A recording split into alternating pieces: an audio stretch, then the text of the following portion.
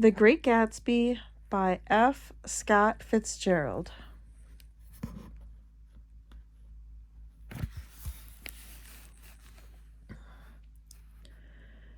Then wear the gold hat, if that will move her. If you can bounce high, bounce for her too, till she cry.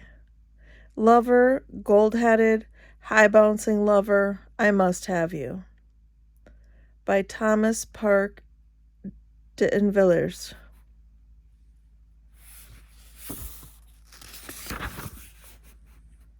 Once again to Zelda.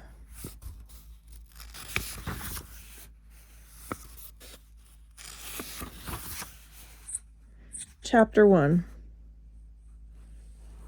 In my younger and more vulnerable years,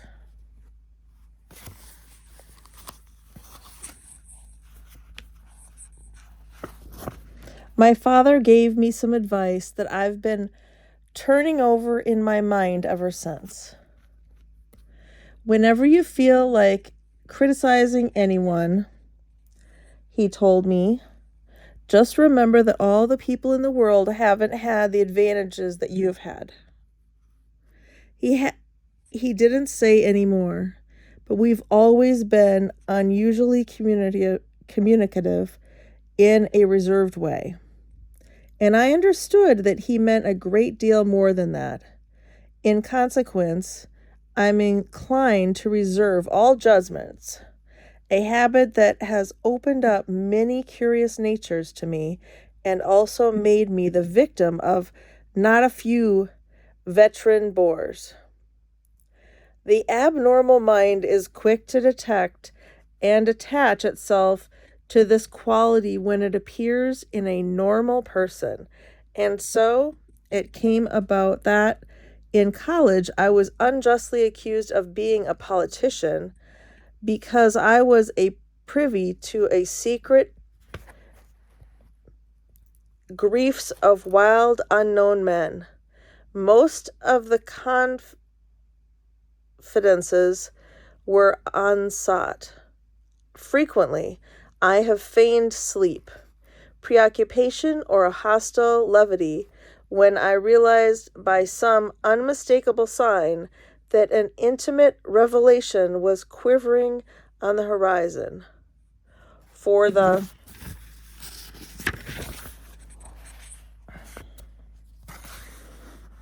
intimate revelations of young men, or at least the terms in which they express them, are usually plagiaristic and marred by obvious suppressions. Reserving judgments is a matter of infinite hope. I am still a little afraid of missing something if I forget that, as my father snobbishly suggested, and I snobbishly repeat. A sense of the fundamental decencies is parceled out unequally at birth.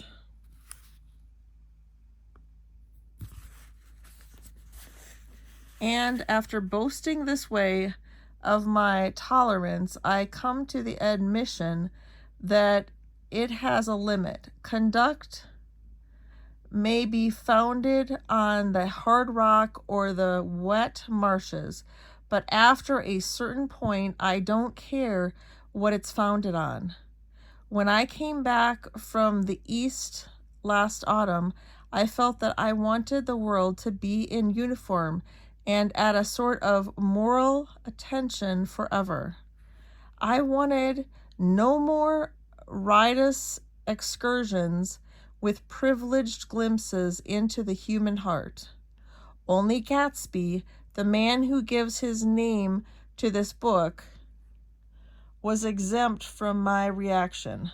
Gatsby, who represented everything for which I have an unaffected scorn. If personality is an unbroken series of successful gestures, then there was something gorgeous about him. Some heightened sensitivity to the promises of life, as if he were related to one of those intricate machines that register earthquakes 10,000 miles away. This responsiveness had nothing to do with the flabby impressionability which is dignified under the name of the creature temperament. It was an extraordinary gift for hope, a romantic readiness such as I have never found in any other person, and which it is not likely I shall ever find again. No, Gatsby turned out all right at the end. It is what preyed on Gatsby, what foul dust floated in the wake of his dreams that temporarily closed out my interest in the abortive sorrows that short-winded elations of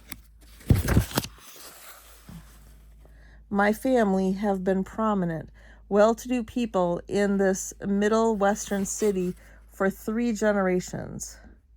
The Carraways are something of a clan, and we have a tradition that we're descended from the Dukes of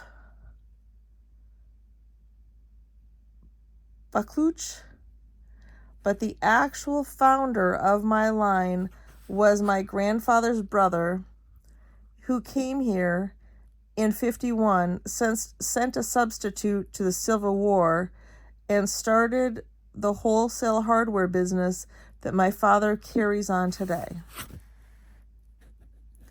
I never saw this great uncle, but I'm supposed to look like him, with special reference to the rather hard-boiled painting that hangs in Father's office. I graduated from New Haven in 1915, just a quarter of a century after my father, and a little later I participated in that delayed Teutonic migration known as the Great War. I enjoyed the counter raid so thoroughly that I came back restless. Instead of being the warm center of the world, the Middle West now seemed like the ragged edge of the universe. So I decided to go east and learn the bond business. Everybody I knew was in the bond business, so I supposed it could support one more single man.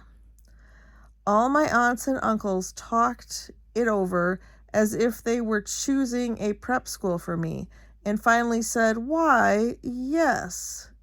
With very grave, hesitant faces, Father agreed to finance me for a year, and after various delays, I came east permanently. I thought in the spring of 22. The practical thing was to find rooms in the city, but it was a warm season, and I had just left a country of wide lawns and friendly trees, so when a young man at the office suggested that we take a house together in a commuting town, it sounded like a great idea. He found the house, a weather-beaten cardboard bungalow, at $80 a month, but at the last minute, the firm ordered him to Washington, and I went out to the country alone. I had a dog, at least I had him.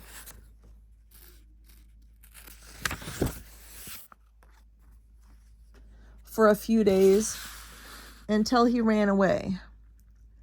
And an old Dodge and a Finnish woman who made my bed and cooked breakfast and muttered Finnish wisdom to herself over the electric stove. It was It was lonely for a day or so until one morning some man more recently arrived than I stopped me on the road. "How do you get to West Egg Village?" he asked helplessly. I told him, and as I walked on, I was lonely no longer. I was a guide, a pathfinder, an original settler. He had casually conferred on me the freedom of the neighborhood. And so, with the sunshine and the great bursts of leaves growing on the trees, just as things grow in fast movies, I had that familiar conviction that life was beginning over again with the summer.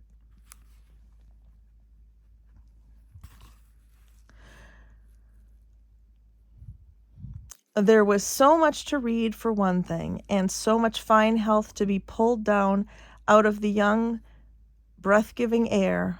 I bought a dozen volumes on banking and credit in investment securities, and they stood on my shelf in red and gold like new money from the mint, promising to unfold the shining secrets of only Midas and Morgan and McKeon's knew. And I had the high intention of reading many other books besides.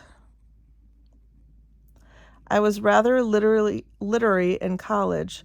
One year I wrote a series of very solemn and obvious editorials on the Yale News, and now I was going to bring back all such things into my life and become again that most limited of all specialists, the well-rounded man. This isn't just an epigram. Life is much more successfully looked at from a single window after all. It was a matter of chance that I should have rented a house in one of the strangest communities in North America. It was on the slender, riotous island which extends itself due east of New York, and where there are, among other natural curiosities, two unusual formations of land, 20 miles from the city, a pair of enormous eggs, identical in contour and separated only by Courtesy Bay, jet out into the most domesticated body of salt water in the Western Hemisphere, the great wet barnyard of Long Island Sound. They are not perfect ovals like the egg in the Columbus story. They are both crushed flat in the contact end, but their physical resemblance must be a source of perpetual confusion to the gulls that fly overhead. To the wingless and more resting phenomenon is their dissimilarity in every particular except shape and size. I lived at West Egg, the less fashionable of the two, though this is a most superficial tag to express the bizarre and not a little sinister contrast between them. My house was at the very tip of the egg, only 50 yards from the Sound. Squeezed between two huge places that rented for 12 or 15,000 a season. The one on my right was a colossal affair by any standard. It was a factual imitation of some Hotel de Ville in Normandy, with a tower on one side, spanking new under, a thin beard of raw ivy, and a marble swimming pool, and more than 40 acres of lawn and garden. It was Gatsby's mansion. Or rather, as I didn't know Mr. Gatsby, it was a mansion inhabited by a gentleman of that name. My own house was an eyesore, but it was a small eyesore, and it had been overlooked, so I had a view of the water, a partial view of my neighbor's lawn, and the consoling proximity of millionaires, all for $80 a month. Across the Courtesy Bay, The palaces of fashionable East Egg glittered along the water, and the history of the summer really begins on the evening. I drove over there to have dinner with Tom Buchanan's. Daisy was my second cousin once removed, and I'd known Tom in college, and just after the war I spent 2 days with them in Chicago.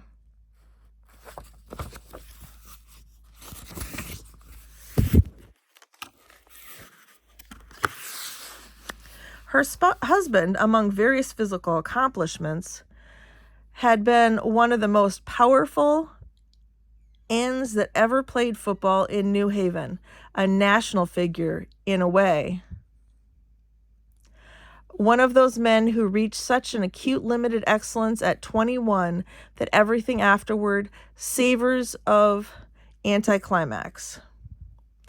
His family were enormously wealthy. Even in college, his freedom with money was a matter for reproach. But now he'd left Chicago and come east in a fashion that rather took your breath away. For instance, he brought down a string of polo ponies from Lake Forest. It was hard to realize that a man in my own generation was wealthy enough to do that. Why they came east, I don't know. They had spent a year in France for no particular reason, and then drifted here and there unrestfully wherever people played polo and were rich together. This was a permanent move, said Daisy over the telephone, but I didn't believe it. I had no sight into Daisy's heart, but I felt that Tom would drift on forever, seeking a little wistfully for the dramatic turbulence of some irrevocable football game. Irrecoverable football game. And so it happened that on a warm, windy evening, I drove over to East Egg to see two friends whom I scarcely knew at all. Their house was even more elaborate than I expected, a cheerful red and white Georgian colonial mansion overlooking the bay.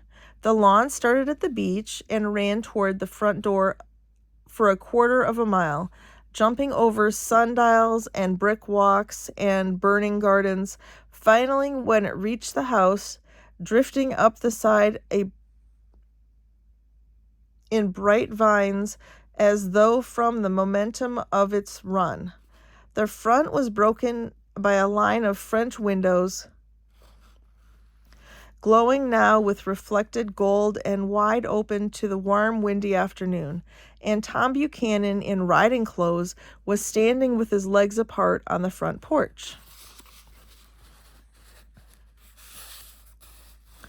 He had changed since his New Haven years. Now he was a sturdy, straw-haired man of 30, with a rather hard mouth and a supercilious manner. Two shiny, arrogant eyes had established dominance over his face and gave him the appearance of always leaning aggressively forward. Not even the effeminate swank of his riding clothes could hide the enormous power of that body. He seemed to fill those glistening boots until he strained the top lacing, and you could see a great pack of muscle shifting when his shoulder moved under his thin coat. It was a body capable of enormous leverage, a cruel body. His speaking voice, a gruff, husky tenor, added to the impression of factitiousness he conveyed. There was a touch of paternal contempt in it, even toward people he liked, and there were men in New Haven who had hated his guts. Now, don't think my opinion on these matters is final, he seemed to say. Just because I'm stronger and more of a man than you are. We were in the same senior society, and while we were never intimate, I always had the impression that he approved of me and wanted me to like him, with some harsh, defiant wistfulness of his own. We talked for a few minutes on the sunny porch. "I've got a nice place here," he said, his eyes flashing about restlessly. Turning me around by one arm, he moved a broad, flat hand along the front vista, including in its sweep a sunken Italian garden, a half-acre of deep, pungent roses, and a snub-nosed motorboat that bumped the tide-off shore. It belonged to Domain, the oil man. He turned me around again, politely and abruptly. "We'll go inside." We walked through a high hallway into a bright rosy-colored space, fragilely bound into the house by French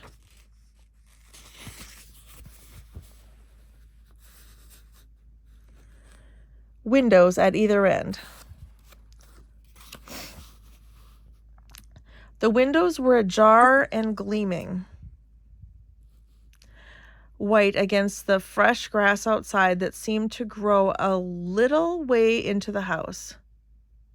A breeze blew through the room, blew curtains in one end and out the other like pale flags, twisting them up toward the frosted wedding cake of the ceiling, and then rippled over the wine-colored rug, making a shadow on it as wind does on the sea. The only completely stationary object in the room was an enormous couch on which two young women were buoyed up as though upon an anchored balloon. They were both in white, and their dresses were rippling and fluttering as if they had just been blown back in after a short flight around the house. I must have stood for a few moments listening to the whip and snap of the curtains and the groan of a picture on the wall. Then there was a boom as Tom Buchanan shut the rear windows and the caught wind died out about the room. And the curtains and the rugs and the two young women ballooned slowly to the floor. The younger of the two was a stranger to me. She was extended full length at her end of the divan, completely motionless, and with her chin raised a little as if she were balancing something on it, which was quite likely to fall if she saw me out of the corner of her eyes. She gave me no hint of it. Indeed, I was almost surprised into murmuring an apology for having disturbed her by coming in. The other girl, Daisy, made up an attempt to rise. She leaned slightly forward with a conscious expression. Then she laughed an absurd, charming little laugh, and laughed too and came forward into the room. And I laughed too and came forward into the room. "I'm paralyzed with happiness." She laughed again, as if she said something very witty, and held my hand for a moment, looking up into my face, promising that there was no one in the world she so much wanted to see. That was the way she had. She hinted at in a murmur that the surname of the balancing girl was Baker. I've heard it said that Daisy's murmur was only to make people lean toward her, an irrelevant criticism that made it no less charming. At any rate, Miss Baker's lips fluttered. She nodded at me, almost imperceptibly, and then quickly tipped her head back again. The object she was balancing had obviously tottered a little and given her something of a fright. Again, a sort of apology arose to my lips. Almost any exhibition of complete self-sufficiency draws a stunned tribute from me. I looked back at my cousin, who began to ask me questions in her low, thrilling voice.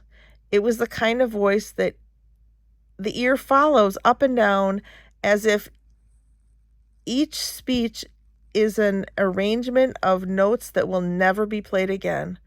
Her face was sad and lovely with bright things in it, bright eyes and a bright, passionate mouth. But there was an excitement in her voice that men who had cared for her found difficult to forget. A singing compulsion, a whispered listen, a promise that she had done gay, exciting things just a while since, that there were gay, exciting things hovering in that next hour. I told her how I had stopped off in Chicago for a day on my way east, and how a dozen people had sent their love through me. "Do they miss me?" she cried ecstatically. "The whole town is desolate. All the cars have the left rear wheel painted black as a mourning wreath, and there's a persistent wail at night along the North Shore." "How gorgeous! Let's go back, Tom, tomorrow." Then she added irreverently, "You ought to see the baby." "I'd like to."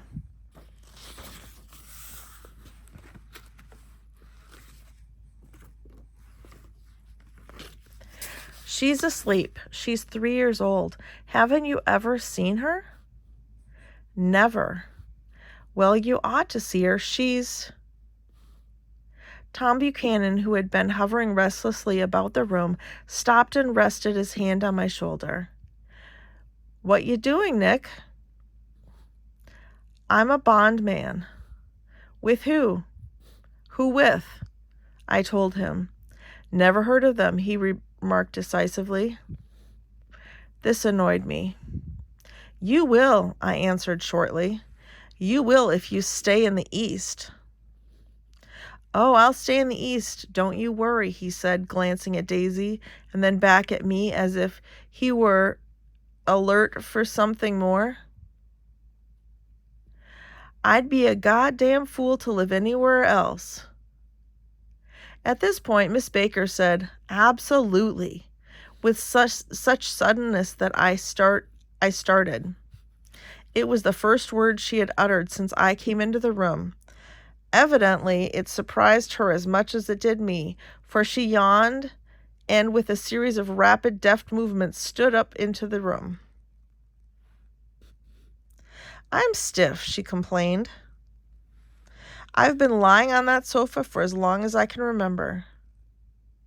"Don't look at me," Daisy retorted. "I've been trying to get you to New York all afternoon." "No thanks," said Miss Baker to the 4 cocktails just in from the pantry. "I'm absolutely in training." Her host looked at her incredulously. "You are?" He took down his drink as if it were a drop in the bottom of a glass. "How you ever get anything done is beyond me."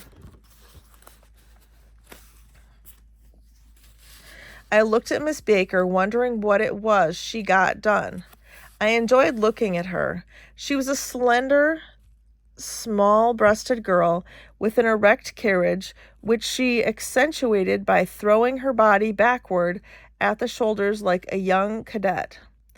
Her gray, sun-stained eyes looked back at me with polite, reciprocal curiosity out of wan, charming, discontented face. It occurred to me now that I had seen her, or a picture of her, somewhere before. "You live in West Egg," she remarked contemptuously. "I know somebody there." "I don't know a single—" "You must know Gatsby." "Gatsby?" demanded Daisy. "What Gatsby?" Before I could reply that he was my neighbor, dinner was announced. Wedging his tense arm impervitably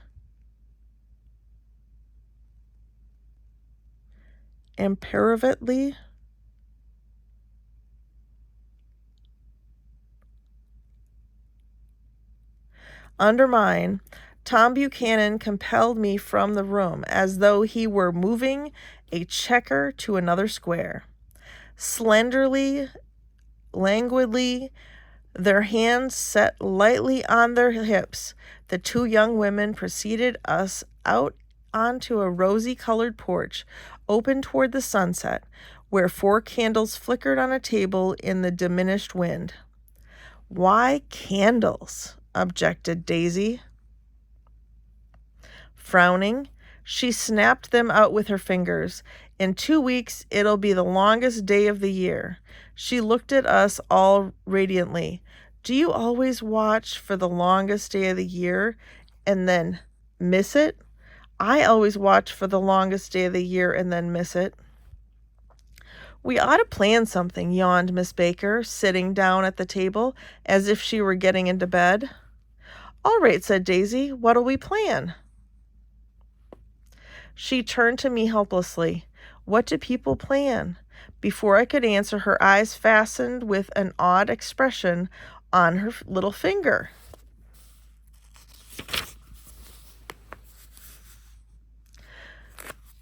"Look," she complained. "I heard it." We all looked. The knuckle was black and blue. "You did it, Tom," she said accusingly. "I know you didn't mean to, but you did do it. That's what I get for marrying a brute of a man, a great big hulking physical specimen of a—" I hate the word hulking," objected Tom crossly. Even in kidding." "Hulking," insisted Daisy.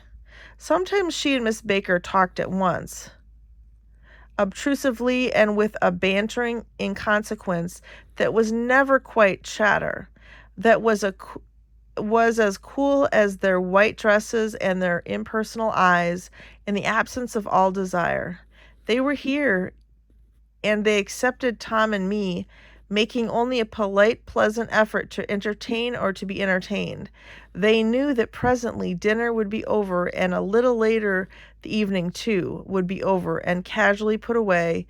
It was sharply different from the West, where an evening was hurried from phase to phase toward its close, in a continually disappointed anticipation, or else in sheer nervous dread of the moment itself. "You make me feel uncivilized, Daisy," I confessed on my second glass of corky but rather impressive claret. "Can't you talk about crops or something?" I meant nothing in particular by this remark, but it was taken up in an unexpected way. "Civilization's going to pieces," broke out Tom violently. "I've gotten to be a terrible pessimist about things. Have you read The Rise of the Colored Empires by this man Goddard?" "Why, no," I answered, rather surprised by his tone. "Well, it's a fine book, and everybody ought to read it. The idea is, if we don't look out, the white race will be utterly submerged. It's all scientific stuff. It's been proved." "Tom's getting very profound," said Daisy, with an expression of unthoughtful sadness. "He reads deep books with long words in them. What was that word Well, these books are all scientific," insisted Tom, glancing at her impatiently. "This fellow has worked out the whole thing. It's up to us, who are the dominant race, to watch out, or these other races will have control of things. We've got to beat them down," whispered Daisy, winking ferociously toward the fervent sun.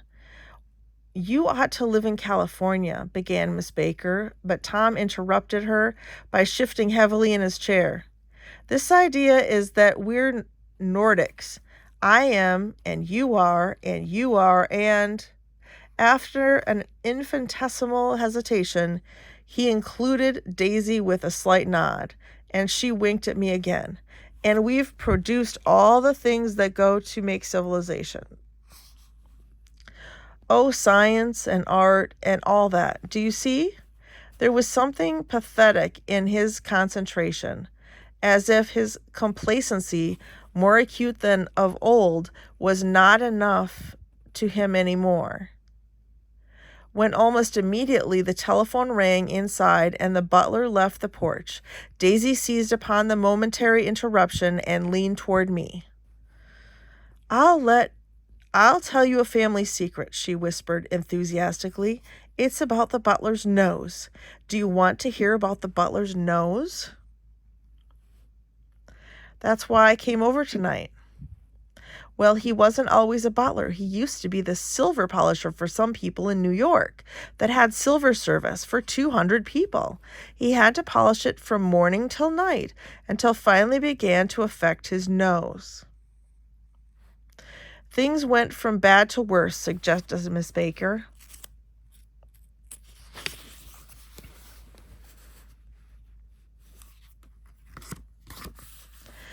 Yes, things went from bad to worse until finally he had to give up his position.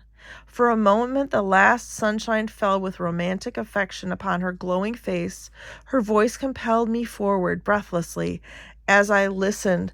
Then the glow faded, each light deserting her with lingering regret, like children leaving a pleasant street at dusk. The butler came back and murmured something close to Tom's ear, whereupon Tom frowned, pushed back his chair, and without a word went inside, as if his absence quickened something without her. As if his absence quickened something within her, Daisy leaned forward again, her voice glowing and singing. I love to see you at my table, Nick. You remind me of a rose, an absolute rose, doesn't he? She turned to Miss Baker for confirmation. An absolute rose? This was untrue. I am not even faintly like a rose. She was only extemporizing, but a stirring warmth flowed from her, as if her heart was trying to come out to you, concealed in one of those breathless, thrilling words. Then suddenly she threw her napkin on the table and excused herself and went into the house. Miss Baker and I exchanged a short glance, consciously devoid of meaning. I was about to speak when she sat up alertly and said, "Shh," in a warning voice. A subdued, impassioned murmur was audible in the room beyond, and Miss Baker leaned forward, unashamed, trying to hear.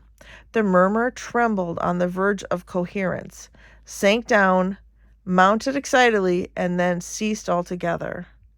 This Mr. Gatsby you spoke of is my neighbor, I said. Don't talk. I want to hear what happens. Is something happening? I inquired innocently. You mean to say you don't know? Said Miss Baker, honestly surprised. I thought everybody knew. I don't. Why? She said hesitantly.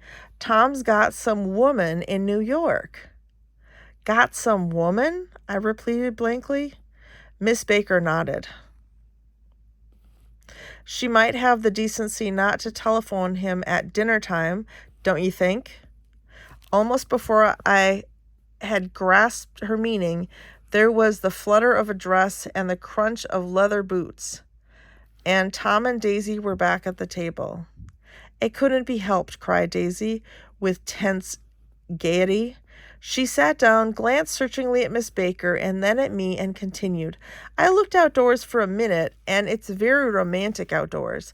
There's a bird on the lawn that I think must be a nightingale come over on the Connard or White Star Line. He's singing away. Her voice sang. It's romantic, isn't it, Tom? Very romantic, he said, and then miserably to me, if it's light enough after dinner, I want to take you down to the stables.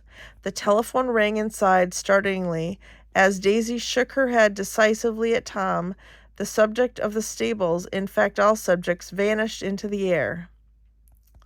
Among the broken fragments of the last 5 minutes at table, I remember the candles being lit again pointlessly, and I was conscious of wanting to look squarely at everyone and yet to avoid all eyes.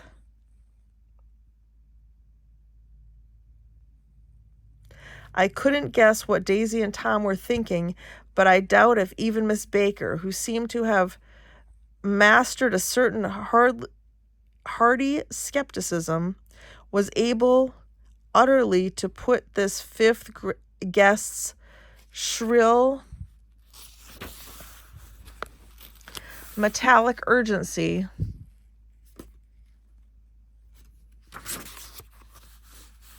out of mind. To a certain temperament, the situation might have seemed intriguing. My own instinct was to telephone immediately for the police. The horses, needless to say, were not mentioned again. Tom and Miss Baker, with several feet of twilight between them, strolled back into the library as if to a vigil beside a perfectly tangible body. While trying to look pleasantly interested and a little deaf, I followed Daisy around a chain of connecting verandas to the porch in front. In its deep gloom, we sat down side by side on a wicker settee.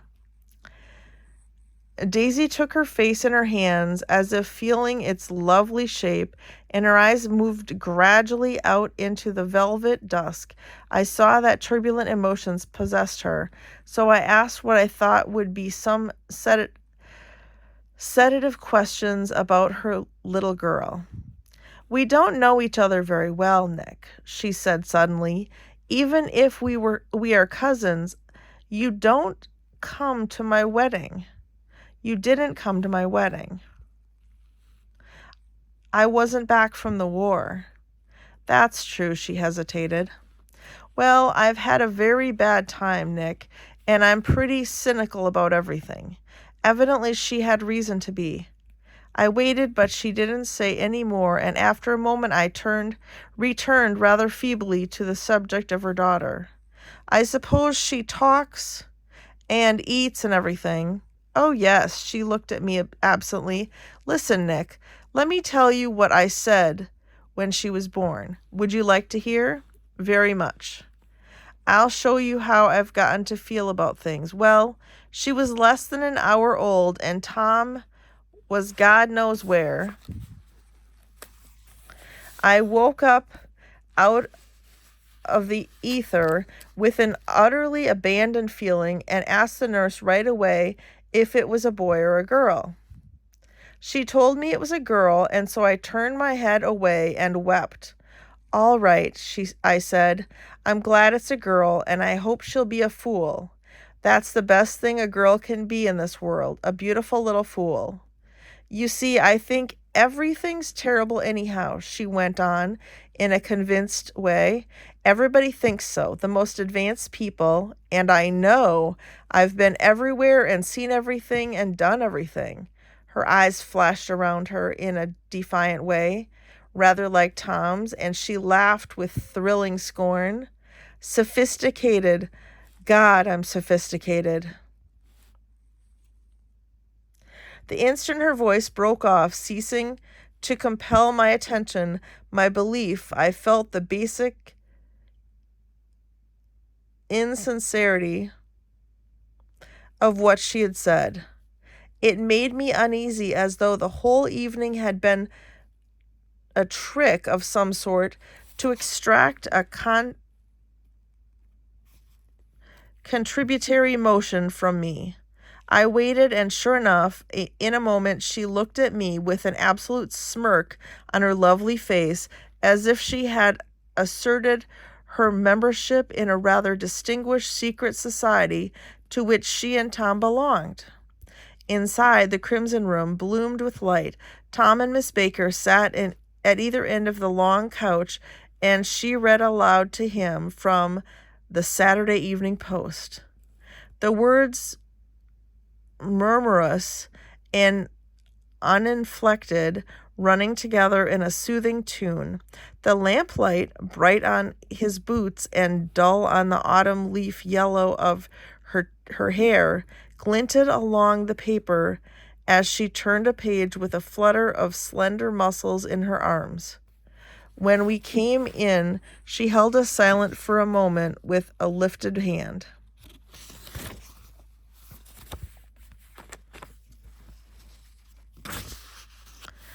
"To be continued," she said, tossing the magazine on the table. In our very next issue. Her body asserted itself with a restless movement of her knee, and she stood up. 10 o'clock, she remarked, apparently finding the time on the ceiling. Time for this good girl to go to bed.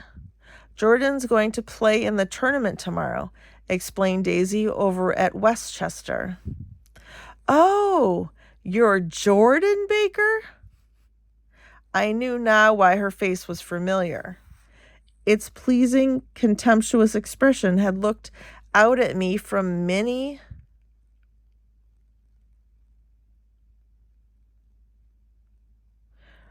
rotogravure pictures of the sporting life at Asheville and Hot Springs and Palm Beach. I had heard some story of her too, a critical, unpleasant story, but what it was I had forgotten long ago. Good night, she said softly. Wake me at 8, won't you? If you'll get up. I will. Good night, Mr. Carraway. See you anon. Of course you will, confirmed Daisy. In fact, I think I'll arrange a marriage. Come over often, Nick, and I'll sort of, fling you together, you know. Lock you up accidentally in linen closets and push you out to sea in a boat, all that sort of thing. Good night, called Miss Baker from the stairs. I haven't heard a word. She's a nice girl, said Tom after a moment. They oughtn't to let her run around the country this way. Who oughtn't to? Inquired Daisy coldly. Her family. Her family is one aunt about 1,000 years old. Besides, Nick's going to look after her. Aren't you, Nick?